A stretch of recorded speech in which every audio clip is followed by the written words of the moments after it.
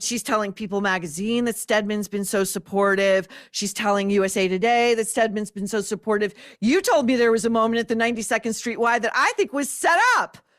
Oh my God. She was talking about her weight loss and her fluctuating of weight, like back from the 80s and the 90s or whatever it was. And she said, the reason I, stopped making public appearances with Stedman was because of my weight. And I'm like, wait, bullshit. what? She was fat when they got together. Well, that was one of the things she also said in that People magazine article, where she said, like, he never ever, my weight was never an issue for him. But I guess for her, she was in the tabloids every week. This is what she was saying. She was in the tabloids every week because of her weight, and they were talking about her weight and they were making fun of her. And she said because of her weight, she stopped making public appearances with Stedman.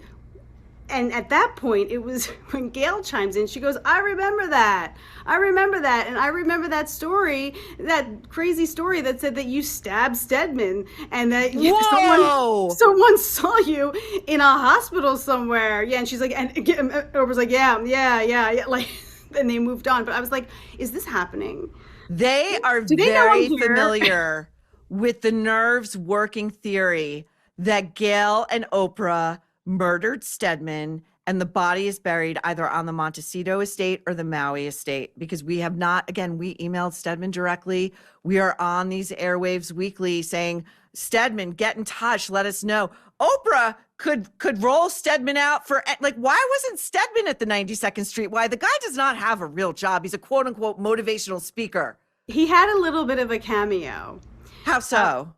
Well, while she was talking, her smartwatch buzzed, and she looked at her wrist and said, "Who's calling me?" And went, "Oh, just like this. Oh, okay, thanks." And Gail goes, "Who was that?" And she looks at Gail, pauses like this. Stedman, like, pause. I don't believe it. Okay, first of all, Marlena, this is if I were submitting this to a court in our cultural criminal prosecution, more evidence of these two being guilty and telling on themselves. Because if that really had been Stedman, Oprah should have put him on speakerphone. Right. Proof of life. Right.